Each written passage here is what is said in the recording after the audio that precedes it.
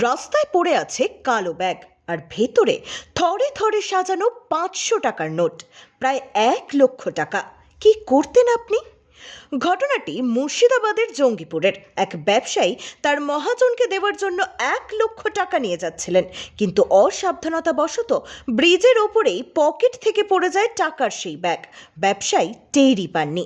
ঠিক সেই সময় ডিউটিতে যাচ্ছিলেন ট্রাফিক ওয়ার্ডেন সাবির শেখ।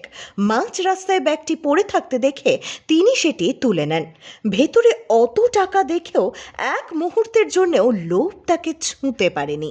নিজের কর্তব্যের প্রতি অবিচল সাবির শেখ তড়িঘড়ি বিষয়টি জানান জঙ্গিপুর ট্রাফিক পুলিশের উচ্চপদস্থ কর্মকর্তাদের। শুরু হয় প্রকৃত মালিকের খোঁজ। সঠিক প্রমাণ যাচাই করার পর অবশেষে সেই ব্যবসায়ীর হাতে তুলে দেওয়া হয় তার হারানো 1 লক্ষ টাকা। নিজের কষ্টের টাকা ফিরে পেয়ে ওই ব্যবসায়ী যেন চোখে জল ধরে রাখতে পারছিলেন না। সাবির শেখের এই সততায় মুগ্ধ রঘুনাথগঞ্জ ব্যবসায়ী সমিতি থেকে শুরু করে সাধারণ মানুষ। আজকের যুগেও সততা যে বেঁচে আছে, সাবির শেখ তার প্রমাণ। আমি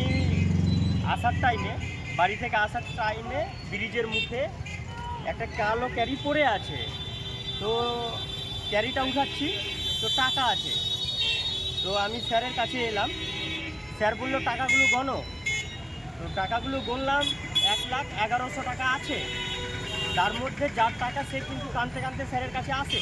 স্যার বললো আপনার টাকা আপনি পেয়ে যাবেন। হ্যাঁ, আমাদের যেটা নিয়ম আছে সেই সিস্টেমে দরখাস্ত দাও, আধার কার্ড জমা দাও, পেয়ে যাবে।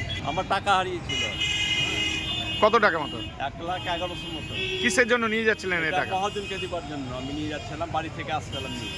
আমার এই দপেশ্বরে সাফা মার্কেটে দোকান আছে কাপড়ের, মহাজনকে আজকে পেমেন্টের দিন ছিল, তার নিয়ে আসছিলাম। ব্যুরো রিপোর্ট, এক্সপোজ বার্তা।